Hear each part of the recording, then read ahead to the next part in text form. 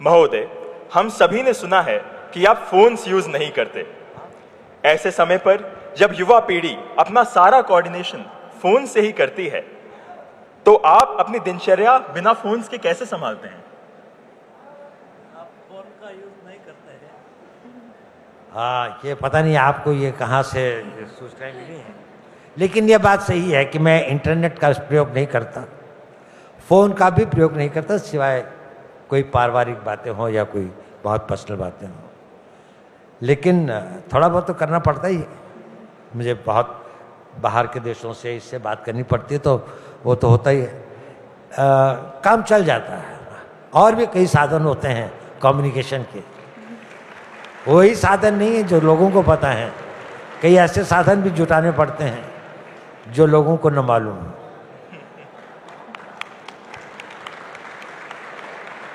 Thank you sir. Sir, कहा जाता है कि battles are rarely fought on fields alone. आजकल के ग्लोबल एनवायरनमेंट में हम भारतीय अपना इमेज और अपनी मैसेज पूरी दुनिया तक कैसे पहुंचा सकते हैं, और इसमें देश का युवा हम कैसे योगदान दे सकते हैं?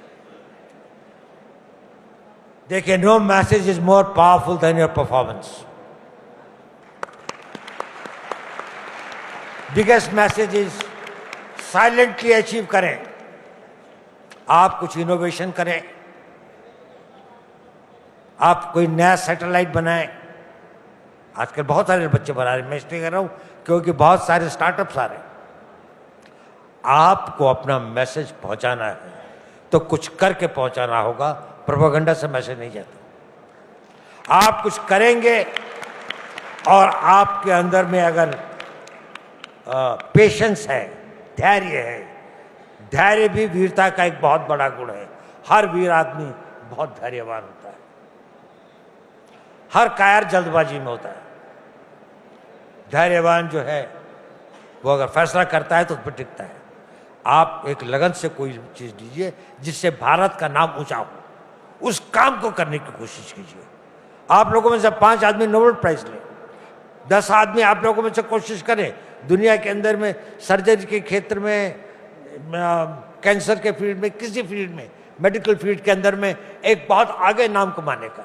कोई बहुत बड़े इंजीनियर बने, कोई नई खोज करें,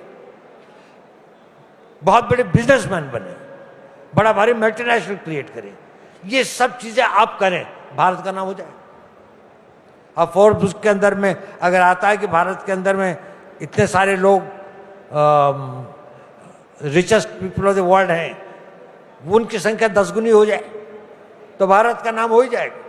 तो आपको किए बिना कुछ नहीं होता। ये कहते हैं वो मरने के बिना स्वर्ग नहीं दिखता। स्वर्ग देखना है तो मरना ही पड़ेगा, तो अपने को खटाना ही पड़ेगा। देश का नाम ऊंचा करना है तो कर्म करिए।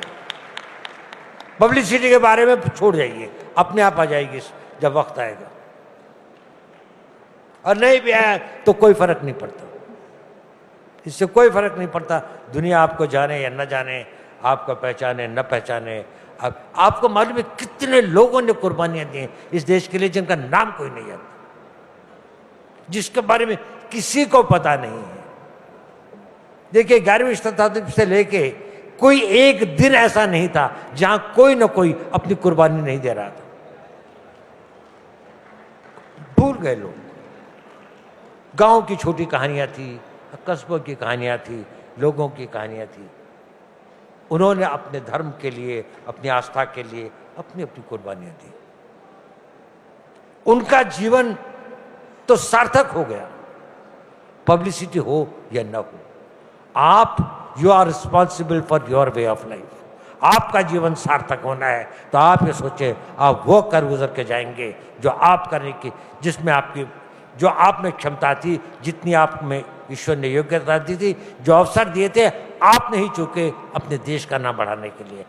अगर आप अपनी छोटे से छोटा काम कर रहे हैं, कोई काम छोटा नहीं होता, लेकिन कोई, अब स्कूल में टीचर है, आप पूरी लगन और श्रद्धा के साथ उसको पढ़ाइए, देश का नाम ऊंचा हो जाएगा। उन स्टूडेंट्स को क्रिएट करिए।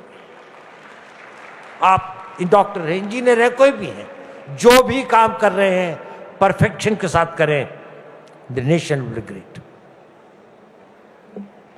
मैं आपको कहानियां नहीं सुनाना चाहता, लेकिन एक बार एक जहाज के अंदर में जापान से लेके वो जहाज चला मेरे ख्याल से वेस्ट कोस्ट की तरफ, अमेरिका में की तरफ जा रहा था। तो एक कोई था जब से खाना खा रहे थे तो गालियां दे कि उसको खाना नहीं दिया था। तो उन्होंने कहा कि मुझको खाना क्यों नहीं दिया? उसने कहा आपका जो टिकट था उसमें खाना नहीं था। तो वो गाली देने लगा कि जापान ऐसा है, जापान के देश ऐसा है। तो उसके पीछे एक जापानी बैठा हुआ था,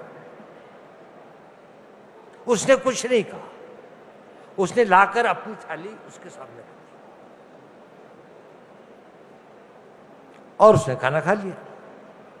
वो बैठा रहा तो एक ब्रिटिश था, उसने उससे फिर पूछा, उसने कहा शायद इस आदमी को पता नहीं था कि इसका टिकट या इसका पैसा जो था जिसमें भोजन भी शामिल था वो कुछ अधिक था, लेकिन मैं इस खाने को नहीं खा सका क्योंकि वो मेरे देश के लिए ऐसा कह रहा था। मेरे गले से वो नहीं निकला क्योंकि मैं इसको सुन नहीं सकता था।